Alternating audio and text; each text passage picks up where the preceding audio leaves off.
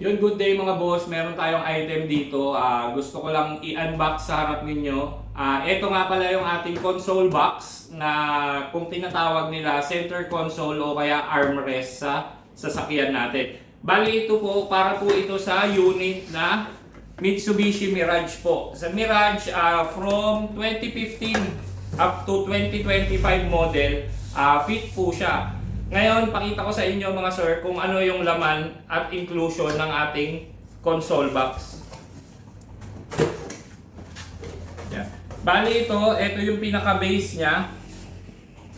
Ito yung base niya na pagkakabitan ng ating ano. Then ito yung base ng pinaka console box natin. Yan, bali ganyan ang itsura niyan mga sir.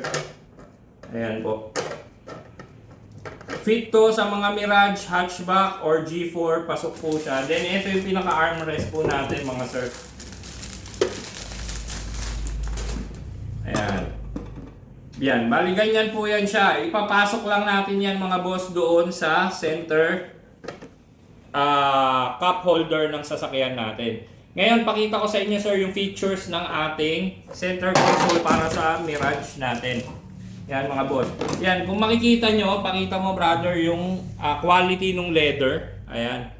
Leather po yung ibabaw niya, yung pinaka-armrest niya. Then ito, meron na rin siyang cup holder sa likod. Then meron siyang slot ng USB para pwede nang mag-charge yung mga passenger natin sa likod. Then meron din siya sa unahan na USB slot for charging and connection para magkaroon ng power yung ating center console. Yan.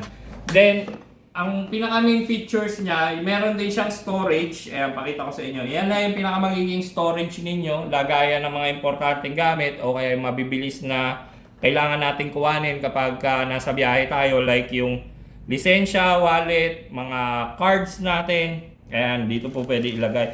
May kasama na siyang mga screw, mga sir, para pagka-install po. Then, itong ano niya, may gamusa na mating po yung ilalim. Then, bali dual layer po siya mga sir. Hindi kagaya ng mga nakikita nating ordinary na car armrest na mumurahin sa market. Ito naman yung isang features niya yan. Dalawang layer yan mga sir. May malaki, then maliit. Dito naman pwede mga coins natin, cards and wallet sa ibabaw.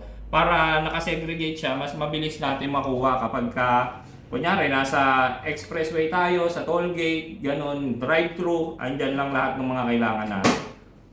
Ayan mga boss, napakaganda yan, pero napakamura din. Available yan mga sir dito sa ating shop. Ripple Car Accessories and Off-Road. Located po kami 88 General Ordonez Street, Concepcion, Dos Marikina. Thank you mga sir.